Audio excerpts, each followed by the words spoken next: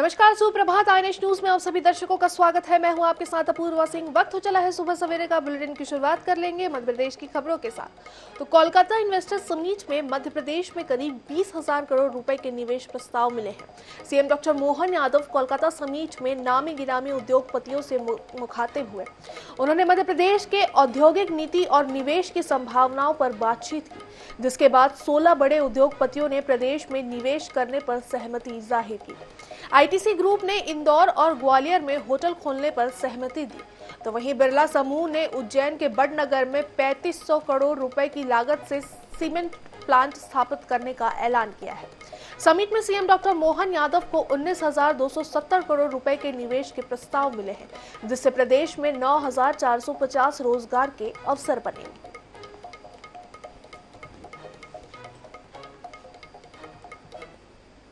सार्थक रहा। देखिए, नवाचार तो ये कि आज के समय में जिसकी आवश्यकता है उसको नए प्रकार से जितने भी करना चाहेंगे, हम सभी का स्वागत कर रहे हैं। और खास करके सरकार को लेकर के सरकार ने अलग अलग पॉलिसियां बनाई है और पॉलिसी के बाहर भी जाकर के कोई निवेशक आना चाहता है तो मैं स्वयं इसीलिए उपस्थित हुआ हूं कि पॉलिसी में भी बदलाव करना है तो कैबिनेट से हम बदल करेंगे, लेकिन हम चाहेंगे कि उद्योग लगे, उद्योग को बढ़ावा मिले। निश्चित रूप से उससे संतुष्ट और उससे ज्यादा बंगाल संतुष्ट हूँ। बंगाल में आज कलकत्ता से जो रिस्पांस मिला है, ये भूतो न भविष्यति, इतनी बड़ी संख्या में सारे निवेशकों ने जो बात कही है, 700 से ज्यादा लोगों का पंजीयन होकर के जगह ही नहीं मिली। हाल में कई लोग बाहर से चले गए, तो ये रिस्पांस बता रहा है कि मध्य प्रदेश में लोगों को बहुत भरोसा है। हमारी सरकार सभी प्रकार से बिजली, पानी, सड़क, भूमि सभी सस्ती दे रही है और सरकार केवल इतना जानती है कि अगर निवेशक अपना निवेश कर रहे हैं तो उसकी निवेश की भी गारंटी और व्यापार की गारंटी भी देना चाहते हैं। इधर तिरुपति बालाजी मंदिर के प्रसादम लड्डू में चर्बी वाले घी का इस्तेमाल किए जाने को लेकर विवादों का सिलसिला जारी है। बागेश्वर धाम के कथावाचक पंडित धीरेन्द्र कृष्ण शास्त्री ने एक वीडियो जारी किया है, जिसमें उन्होंने प्रसादम में मिलावट पर सख्त नाराजगी दिखाई है। पंडित धीरेन्द्र शास्त्री ने कहा है कि प्रसाद में चर्बी और मछली के तेल का इस्तेमाल करने वालों को फांसी की सजा मिलनी चाहिए।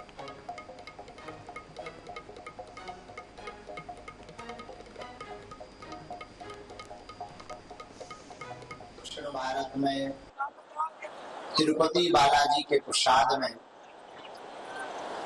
चर्बी के घी का लड्डुओं का प्रसाद वितरण किया गया था या प्रसाद लगाया गया। अगर ये जानकारी सत्य है तो ये बहुत बड़ा अपराध है। हम तो चाहेंगे कि वहां की सरकार सख्त से सख्त कानून बनाकर उन दोषियों को फांसी की सजा देवे। मध्य प्रदेश के पूर्व मुख्यमंत्री कमलनाथ शनिवार को बागेश्वर धाम पहुंचे, जहां उन्होंने बागेश्वर सरकार बालाजी भगवान सन्यासी बाबा दादा गुरु के दर्शन किए। इसके बाद आश्रम में बागेश्वर धाम पीठाधीश्वर पंडित धीरेन्द्र कृष्ण शास्त्री से मुलाकात कर आशीर्वाद लिया। इस दौरान उन्होंने तिरुपति बालाजी मंदिर के प्रसाद में चर्बी मिलने के मामले में दुख जताया और कहा कि इसका खुलासा होना चाहिए। बता दें कि गुरुवार को आंध्र प्रदेश सीएम ने तिरुपति बालाजी मंदिर के लड्डू प्रसादम में जानवरों की चर्बी मिलाने का आरोप लगाया था। देर रात नेशनल डेयरी डेवलपमेंट बोर्ड ने भी चर्बी और मछली के तेल होने की पुष्टि की थी, जिसके बाद से पूरे देश में कोहराम मच गया।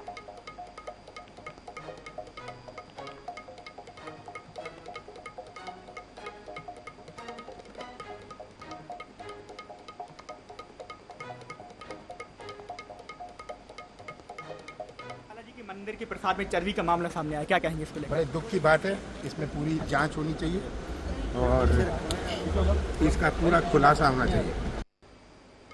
अगली खबर उज्जैन से, जहां मोहनपुरा में बाबा धाम मंदिर पर चल रही श्रीमद् भागवत कथा में महामंडलेश्वर स्वामी प्रेमानंद पुरी जी महाराज ने बड़ा बयान दिया है।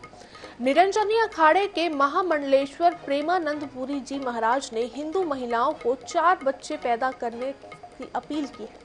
उन्होंने कहा है कि धिक्कारता हूं मैं हिंदुओं को और चेतावनी देता हूं कि अगर ऐसे ही रहे तो इस भारत में कई पाकिस्तान बन जाएंगे।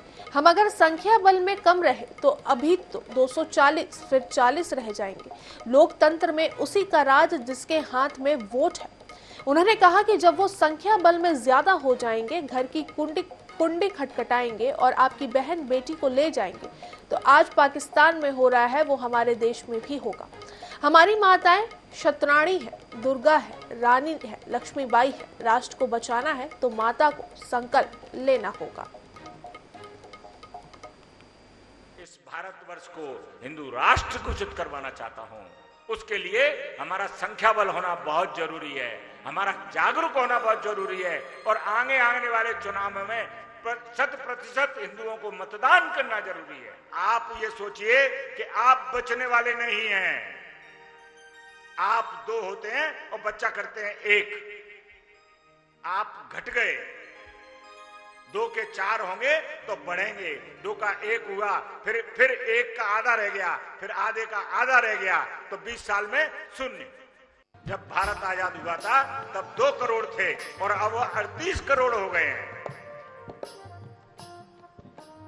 आधा उत्तर प्रदेश चला गया और बंगाल के कई जिले इस बात से जूझ रहे हैं और असम में 5 लाख रोगिया बिना वीजा परमिट और बिना कोई सरकारी कागज लिए रह रहे हैं। इधर जबलपुर में शंकराचार्य अवि मुक्तेश्वरानंद ने मध्य प्रदेश सरकार के कामकाज की तारीफ की है। उन्होंने कहा है कि गौवंश की रक्षा के लिए प्रदेश सरकार के प्रयास सराहनीय है। सीएम डॉक्टर मोहन यादव ने इसके लिए कड़ा कानून बनाने का प्रस्ताव दिया है। वन नेशन वन इलेक्शन पर अवि मुक्तेश्वरानंद ने कहा कि देश में सब कुछ एक जैसा होना चाहिए। पहले देश में गौ हत्या निषेध कानून लाया जाए, जिसके बाद हम वन नेशन वन इलेक्शन का स्वागत करेंगे। कि पहले से ही यहाँ गौवध का कानून था। फिर हमने कहा काशी में वर्ष प्रतिपदा के दिन कि इस संवत्सर को हम गौ संवत्सर कहेंगे। उन्होंने यहाँ घोषित किया ये संवत्सर को हम गौ संवत्सर कहेंगे। उसके बाद कानून को और कड़ा बनाने का उन्होंने दोबारा एक प्रस्ताव किया। तो कम से कम कुछ तो कर रहे हैं, जहाँ तक थे उससे भी आगे बढ़ रहे हैं। तो इसलिए हम इनसे खुश हैं कि ये अच्छा काम है कि अगर वन नेशन वन इलेक्शन लाना है हम स्वागत करेंगे। फिर वन नेशन वन गौ कानून लाइए, पूरे देश में एक गौ हत्या निषेध कानून ले आइए। अगर एक गौ हत्या निषेध कानून ला दीजिए तो फिर एक चुनाव भी कराइए। लेकिन जब गौ हत्या का प्रश्न आएगा कहेंगे नहीं ये राज्य का विषय है, अलग अलग राज्य अपने अपने ढंग से करेंगे। चलिए बात कर लेते हैं रतलाम की, जहां सीएम राइज विनोबा स्कूल दुनिया भर में टॉप 3 में आया है। T4 एजुकेशन संस्था ने स्कूल को इनोवेशन कैटेगरी में वर्ल्ड्स बेस्ट स्कूल टॉप 3 में चुना है। इस स्थान को हासिल करने वाला ये देश का इकलौता स्कूल है। अब दुनिया के 3 स्कूलों के बीच मुकाबला होगा, जिसमें यूके का ग्रेंज स्कूल और थाईलैंड का स्टारफिश स्कूल भी शामिल है। पहले स्थान पर आने वाले स्कूल को $10,000 का पुरस्कार मिलेगा। अक्टूबर में इसकी घोषणा होगी। पहले दुनिया के 100 देशों के हजारों स्कूलों के बीच टॉप 10 का मुकाबला हुआ था, जिसके बाद 10 स्कूलों के बीच टॉप 3 के लिए मुकाबला हुआ। T4 एजुकेशन संस्था community collaboration, environmental action, innovation, overcoming adversity for supporting healthy lifes जैसे 5 कैटेगरी में पुरस्कार देती है। स्कूल में ये बहुत ज़्यादा बेटर है मेरे पहले वाले स्कूल से, और यहाँ के टीचर्स जो हैं वो दिन रात हमारे साथ मेहनत करते थे, इसलिए ये टॉप 3 में आया है। और इसके पीछे हमारे टीचर्स और स्टूडेंट्स दोनों ने बहुत ज़्यादा हार्ड वर्क किया है सर। ग्रेड अनुसार बच्चों की दक्षता नहीं थी और उपेक्षित तबके से आए हुए बच्चों की विद्यालय में उपस्थिति भी बहुत कम थी। हमने हमारे अनुभवी शिक्षकों के साथ मिलकर एक साइकिल ऑफ ग्रोथ की एक चक्रीय योजना बनाई और उसमें हमारे शिक्षकों को हमने केंद्र में रखा और कल्चर ऑफ एप्रिसिएशन का एक वातावरण बनाया और शिक्षकों के माध्यम से ही हमने टीम हडल, एकेडमिक संवाद, बिहेवियर मैनेजमेंट जैसे नवाचार। CM rise school Vinoba school Ratlam को T4 के द्वारा दुनिया के अंदर इनोवेशन कैटेगरी में 3रे नंबर का स्थान प्राप्त हुआ है। यह रतलाम के लिए बहुत गौरव का विषय है और एक गौरवशाली परंपरा की शुरुआत है। खबरों में आगे बढ़ते हुए चलिए अब बात करेंगे ग्वालियर की, जहां 14 दिन बाद भारत और बांग्लादेश का इंटरनेशनल मैच होने वाला है। लेकिन इससे पहले माधवराव सिंधिया क्रिकेट स्टेडियम की दीवार गिर गई।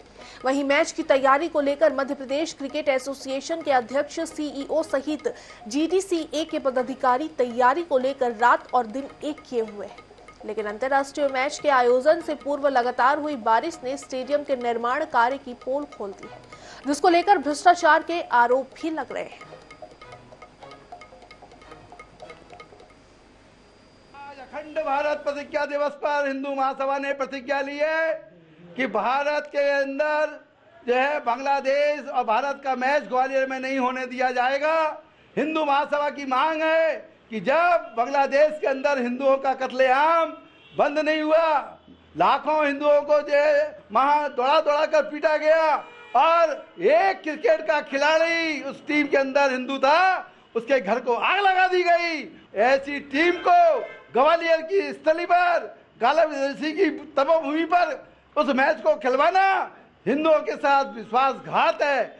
6 अक्टूबर के लिए हमारे क्रिकेट एसोसिएशन के महामंत्री सिंधिया जी ने भी पूरी समीक्षाएं की हैं और क्रिकेट एसोसिएशन पूरी तैयारी कर रहा है।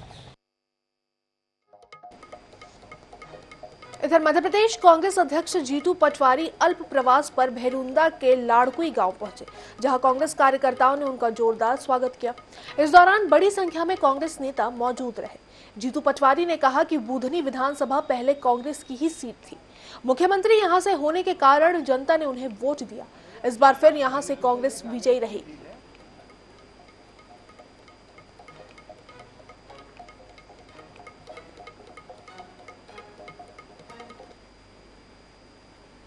कांग्रेस जीतेगी, जरूर जीतेगी। कांग्रेस की सीट है। मुख्यमंत्री थे तो लोग उनको वोट देते थे, पर अब वापस कांग्रेस के पास आएगी। कांग्रेस जीतेगी। तो मध्य प्रदेश कांग्रेस में नेताओं के बीच कलह का वाकया एक बार फिर सामने आया है। वरिष्ठ नेता कमलनाथ के बंगले पर बैठक के दौरान दो नेताओं के बीच हाथापाई की नौबत आ गई। घटना पूर्व सीएम कमलनाथ के शिकारपुर बंगले की है।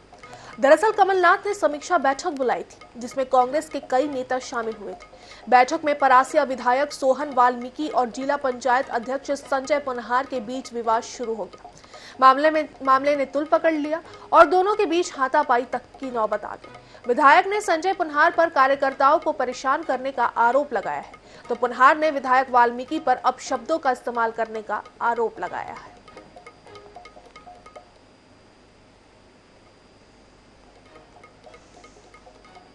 ठाकुर बैठक थी। अब लोकसभा के बाद में कमलनाथ जी ने हर विधानसभा क्षेत्र की कार्यकर्ताओं की बैठक रखे थे, जिसमें आज परासी विधानसभा की कार्यकर्ताओं की बैठक थी और उस बैठक में संगठनात्मक चर्चा चल रही थी। तो मैंने भी अपनी बात रखा माननीय कमलनाथ जी के सामने कि अब लोकसभा चुनाव होने के बाद में कार्यकर्ताओं में निराशा थी, हताशा थी। तो अब नए सिरे से हम लोगों को मजबूती से सबको काम करने की आवश्यकता है, जरूरत है। अब देखो वाद विवाद की स्थिति तो बनी थी, मगर ऐसा मारे पीटे की कोई स्थिति नहीं है। अब लोग बात बनाते हैं, अलग बात। तो इस मामले की कहीं शिकायत वगैरह की है आपने? नहीं, कोई शिकायत नहीं है। वरिष्ठ नेताओं से कोई शिकायत? वरिष्ठ नेताओं से आप चर्चा करें जो करना है। ये देखिए, विधायक का ऐसा है कि विधायक जो है ये पूर्व में विवादित रहे, इनका विवाद की पुराना नाता है इनका। ये कोई पहला व्यक्ति तो हो नहीं, इससे पहले 6 महीने पहले भी कुछ हुआ था, आप लोगों को तो पता है। रुक करेंगे अगली खबर का। तो मध्य प्रदेश में एनसीईआरटी की तीसरी कक्षा की किताब के एक पाठ को लेकर विवाद खड़ा हो गया है। छतरपुर के खजुराहो में एक छात्रा के पिता ने इस पाठ को लव जिहाद को बढ़ावा देने वाला बताया। इस मामले में शिकायतकर्ता ने पाठ के कंटेंट को लेकर एनसीईआरटी के सेक्रेटरी और डिप्टी सेक्रेटरी को मेल भेजा है। उन्होंने पाठ के कंटेंट को साजिश बताते हुए जिम्मेदारों पर कार्रवाई की मांग भी की है। एनसीईआरटी में पाठ्यक्रम के कंटेंट पर एक बार फिर विवाद छिड़ा है। चिट्ठी आई है, कंटेंट पर जताई गई आपत्ति। खजुराहो निवासी ने तीसरी क्लास के पाठ्यक्रम को लव जिहाद से जोड़ा। एनसीईआरटी के सेक्रेटरी और डिप्टी सेक्रेटरी को भेजा मेल, कंटेंट को बताया साजिश, जिम्मेदारों पर कार्रवाई की मांग। एनसीईआरटी की किताबें हमेशा से विवादों में रही हैं। इसमें देश भर के सभी स्कूलों में बच्चों को पढ़ाए जाने वाले पाठ्यक्रम को लेकर कई बार आपत्तियां देखी गई। तो अब ताजा मामला मध्य प्रदेश से सामने आया। मध्य प्रदेश में ग्रेजुएशन में आरएसएस की किताबों को पढ़ाने वाला मामला शांत भी नहीं हुआ कि अब खजुराहो से एनसीईआरटी की तीसरी कक्षा की पर्यावरण की किताब में छपे एक पोस्ट कार्ड को लेकर है, जिसमें खजुराहो निवासी ने तीसरी क्लास के पाठ्यक्रम को लव जिहाद से जोड़कर देखा। शिकायतकर्ता डॉक्टर राघव पाठक ने पाठ की कंटेंट को लेकर एनसीईआरटी के सेक्रेटरी और डिप्टी सेक्रेटरी को मेल भेजा। उन्होंने पाठ की कंटेंट को साजिश बताते हुए जिम्मेदारों पर कार्रवाई की मांग की है। चलिए अब आपको बताते हैं कि तीसरी कक्षा की किताब में ऐसा क्या छपा जिस पर नया विवाद खड़ा हो गया। दरअसल कक्षा 3 की पर्यावरण विषय की किताब में जिस अध्याय 17 के कंटेंट पर आपत्ति जताई गई है उसका शीर्षक है चिट्ठी आई है। इसमें एक पोस्ट कार्ड छपा है, उसमें लिखा है, अहमद तुम बताओ तुम कैसे हो, हम सब दोस्तों को तुम्हारी याद आती है, आशा है छुट्टियों में तुम अगरतला आओगे, सभी बड़ों को प्रणाम, तुम्हारी रीना। खजुराहो निवासी डॉक्टर राघव एक होम्योपैथिक डॉक्टर हैं। उनका कहना है कि मुझे वहां के जवाब का इंतजार है। जब तक जवाब नहीं आता मैं लोगों को जागरूक करता रहूंगा। लोगों से कहूंगा कि वो विरोध करें, क्योंकि सिर्फ मेरी बच्ची ही कक्षा 3 में नहीं पढ़ रही। मैं सिलेबस के अन्य कंटेंट को भी देखूंगा और कहां किस तरीके का षड्यंत्र किया जा रहा है।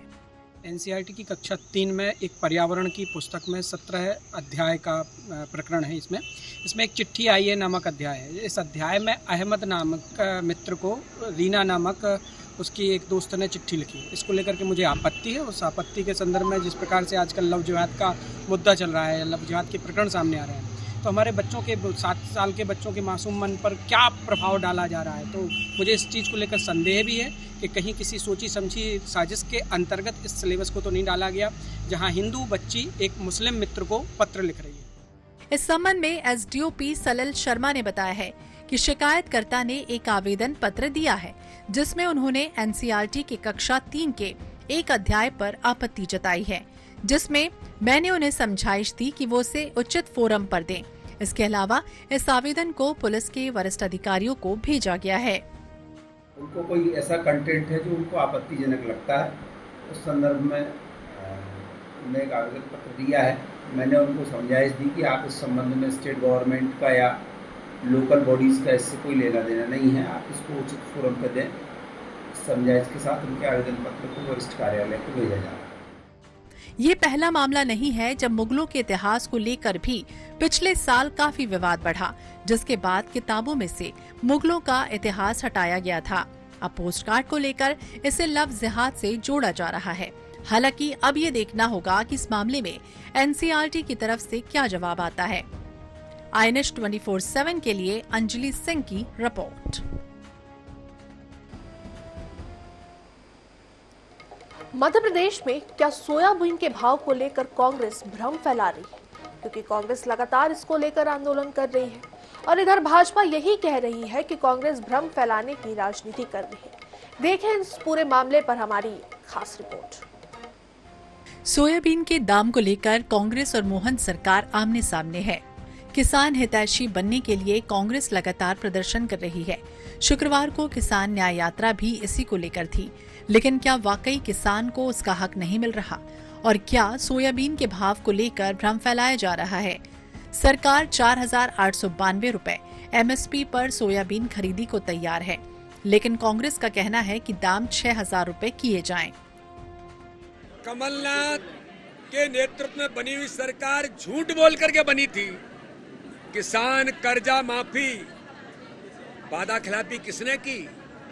1.5 साल तक आपकी सरकार रही, एक किसान का कर्जा माफ नहीं किया। झूठ छल कपट की राजनीति है जो मध्य प्रदेश की जनता, मध्य प्रदेश का किसान इन्हें बेहतर तरीके से जानता है। और ये तो झूठ बोलने में आकंठ डूबे हुए हैं, रिकॉर्ड बना रहे हैं झूठ बोलने का।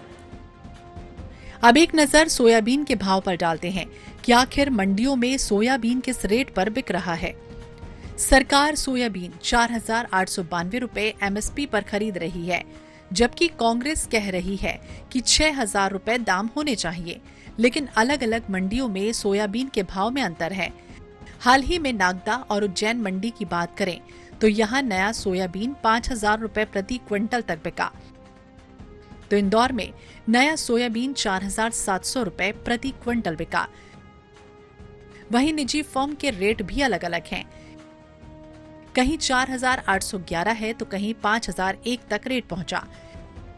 भैरुंदा में एक किसान की 35 क्विंटल सोयाबीन 5,001 रुपए के रेट पर बिकी। मोहन यादव जी से आग्रह किया था, तो वादा खिलाफ ही है। कब दोगे आप गेहूं के दाम, कब दोगे आप सोयाबीन के दाम, कब दोगे आप धान के दाम।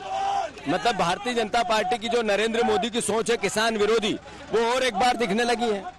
कब तक किसान के बेटों को यातनाएं देंगे ये लोग। सरकार से किसान की अपनी मांग हो सकती है।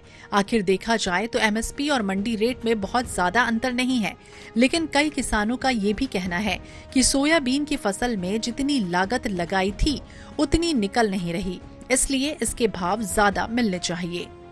Bureau report INH 24/7। वक्त हो चला एक छोटे से ब्रेक का, चल लौटे।